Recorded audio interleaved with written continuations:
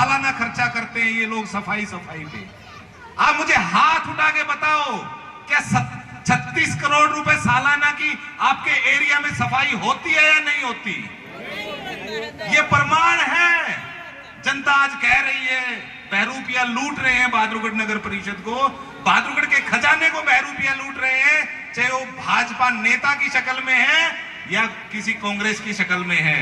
मैं तो यही कहना चाहूंगा, पानी और सीवर की दिक्कतें पूरे बहादुरगढ़ में है, क्योंकि पानी और सीवर की दिक्कतों में बहुत बड़ा घोटाला किया गया है। ये अमृत योजना लेकर आए, उसके माध्यम से बहुत बड़ा 100 करोड़ रुपए बहादुरगढ़ में लगा दिए।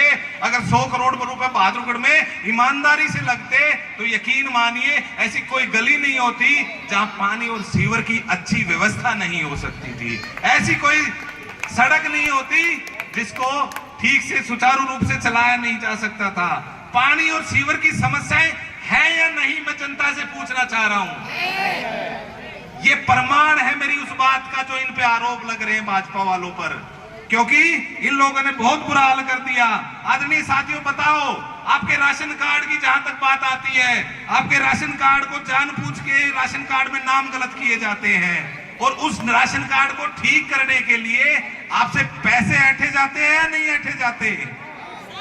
ये प्रमाण है उस भाजपा की गलत नीतियों का, क्योंकि उन लोगों को सिर्फ भ्रष्टाचार से मतलब है, भय से भाजपा और भय से भ्रष्टाचार। इन लोगों ने गदर मचा दिया इस बहादुरगढ़ में।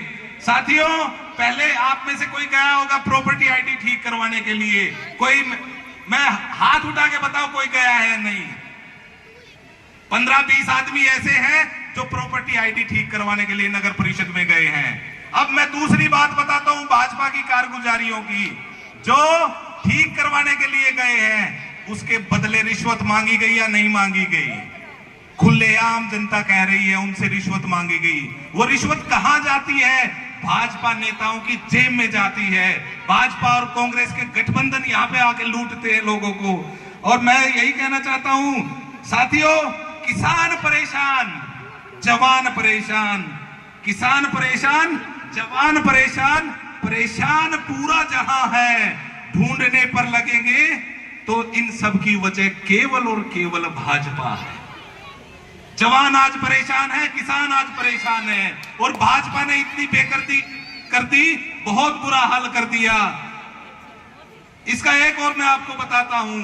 आप ये बताओ, 400 का सिलेंडर 1100 में भाजपा बेच रही है या नहीं बेच रही? बेच रही है ना। गलती किसकी है? मैं पूछना चाहता हूं, किसकी गलती? भाजपा की। और 60 रुपए का तेल जो मिलता था वो 100 रुपए का वो लोग बेच रहे हैं। किसकी गलती? भाजपा की। परिवार पहचान पत्र हमारे बने, परिवार पहचान पत्र को परिवार परेशान पत्र किसने बनाया? भाजपा के नेताओं ने।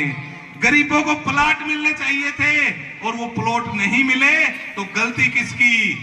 जो सरकार में है, भाजपा की। और बुजुर्ग पेंशन हो, विधवा पेंशन हो, विकलांग पेंशन हो, चाहे सभी तरह की पेंशन हो, सारी पेंशनों को रुकवाने का काम किसने किया? भाजपा ने। आशा वर्करों के आदमी महिला ठीक हो सकती थी, क्योंकि जानबूझ के उन्होंने बेकदरी करी इस मामले की। साथियों, नौकरी व रोजगार खत्म करने की साजिश रची गई भाजपा में। रोजगार मांगते हैं तो लाठियां भाजपा देती है, और अपने हक की बात करते हैं तो आंख दिखाती है भाजपा। मैं तो यही कहना चाहूंगा, जनता अब जाग रही है, समय आएगा, धीरे धीरे परिवर्तनशील है।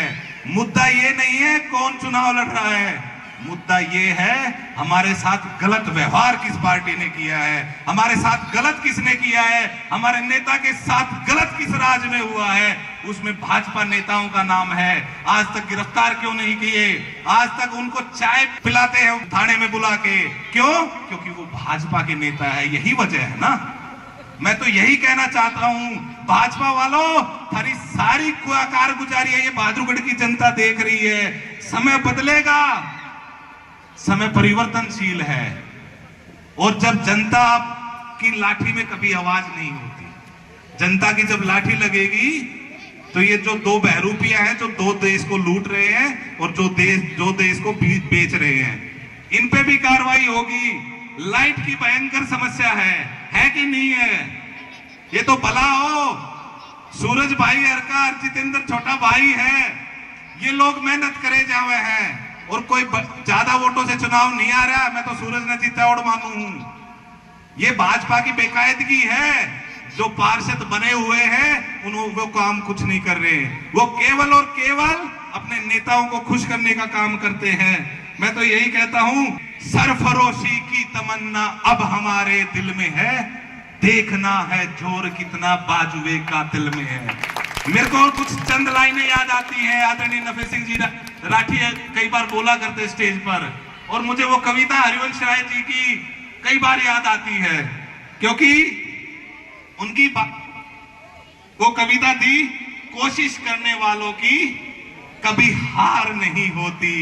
साथियों, लहरों से डरकर नौका पार नहीं होती और कोशिश करने वालों की कभी हार नहीं होती।